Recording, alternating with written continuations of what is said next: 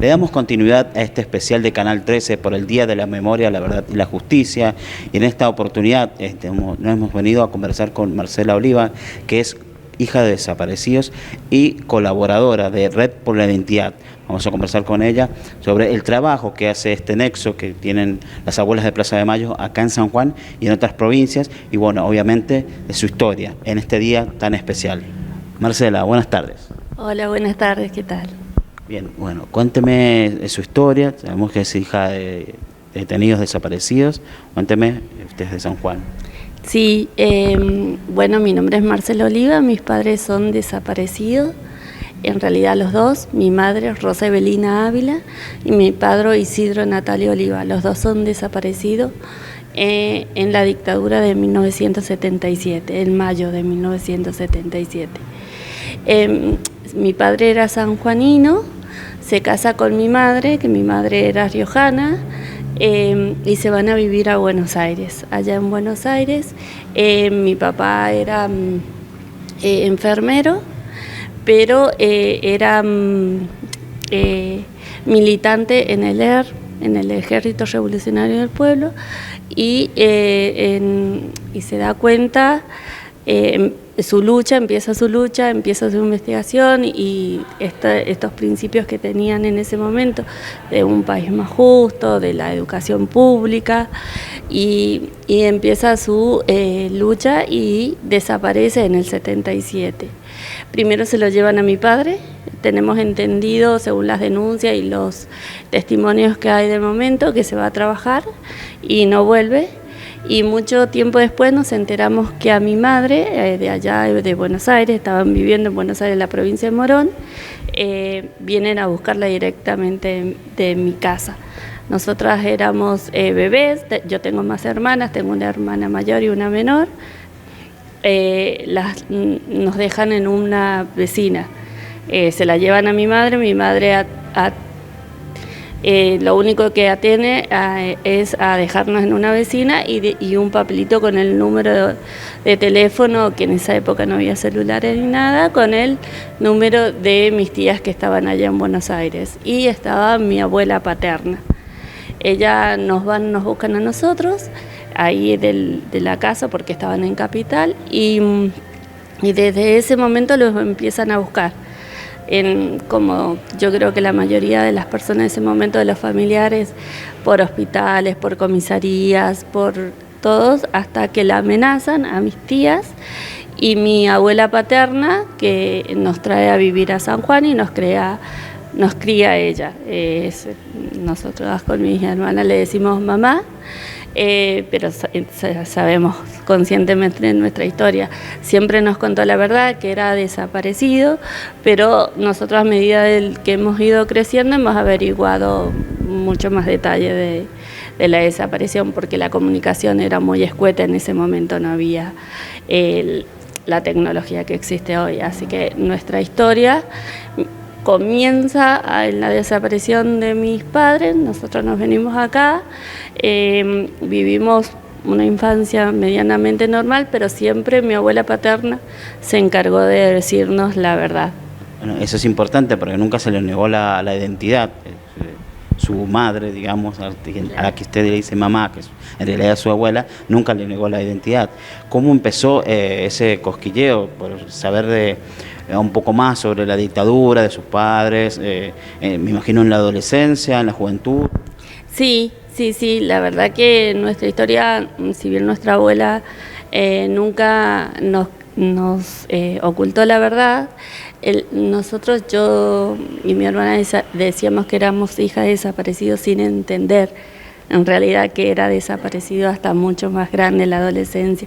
Empezar a investigar y empezar, por ejemplo, tengo recuerdos de clases de historia en mi secundario, de que den escuetamente la historia argentina, y cuando hablen de los desaparecidos digan, bueno, que el profesor que me tocó exclusivamente a mí, que me diga, bueno, los desaparecidos algo habrán hecho, por eso están desaparecidos, sin saber que yo era hija de desaparecido. Y de ahí en más, yo creo que para mí fue un antes y un después, porque empecé a investigar por qué, qué quería decir, o sea, por qué estaba en ese momento tan cuestionado lo de los desaparecidos y tanta, no se hablaba, era como un tabú, esto hace 30 años atrás, o sea que... Estamos hablando de los 90. Claro, sí, que yo creo que todos los hijos y familiares desaparecidos hemos padecido un poco esto de la tipo hasta persecución en algunos momentos de por qué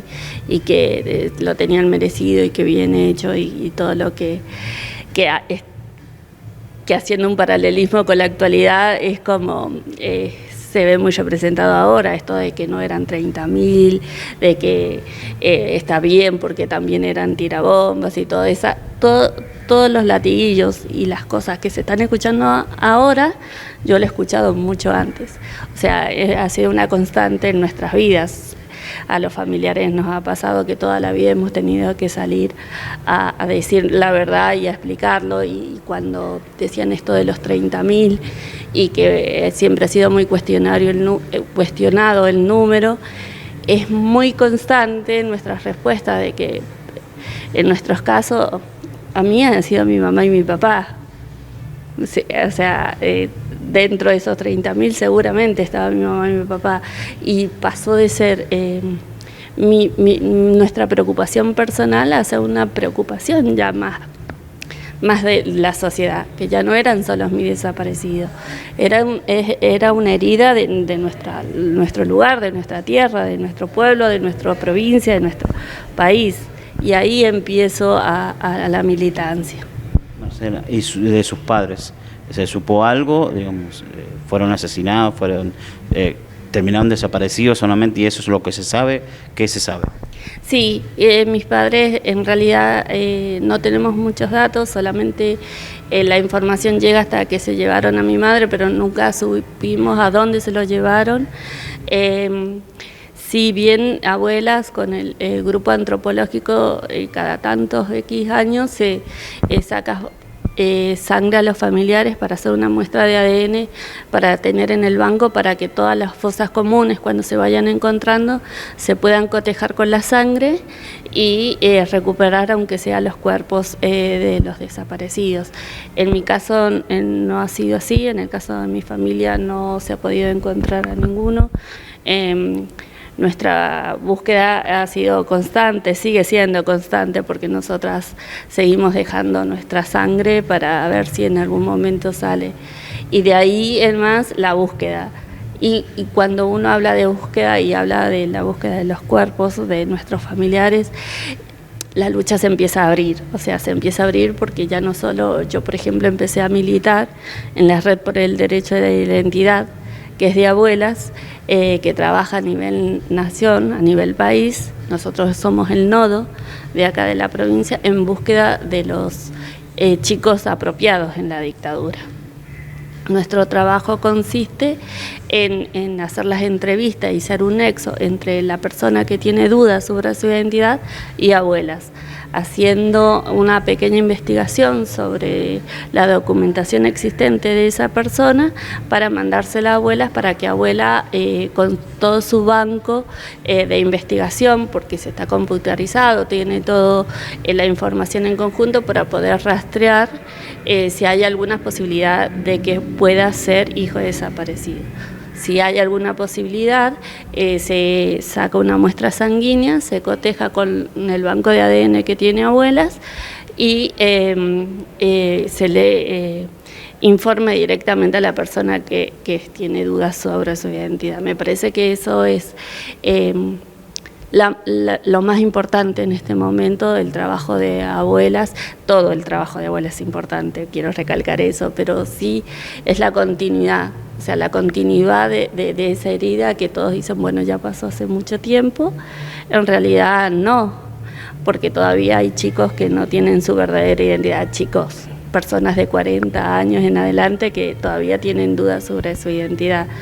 Y esa... En San Juan, ¿hubo hijos expropiados, nietos expropiados?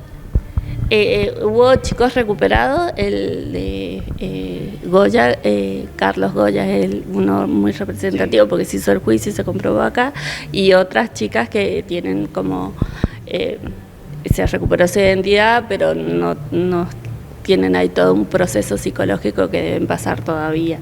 Si bien se entiende que en la provincia no hubieron denuncias sobre chicos apropiados, o sobre embarazadas secuestradas específicamente, pero es como también muy ambiguo, o sea, muy no es certero, porque las personas, las mujeres que se desaparecieron eran chicas jóvenes y no sabemos si pudieron quedarse embarazadas, si se iban embarazadas, la tecnología no es la misma que ahora, entonces, y la provincia fue un lugar de paso, entonces puede ser que de otras provincias lo hayan traído acá, está muy cerca de la frontera y eso ayudaba para ese tráfico de personas, digamos. ¿Qué otros datos más se han podido saber a través de Red por la Identidad, digamos, cantidad de desaparecidos? Bueno, dijimos que acá no, usted me dice que acá no hubo nietos expropiados, hijos expropiados, no hubo denuncias, pero ¿qué otros datos hay?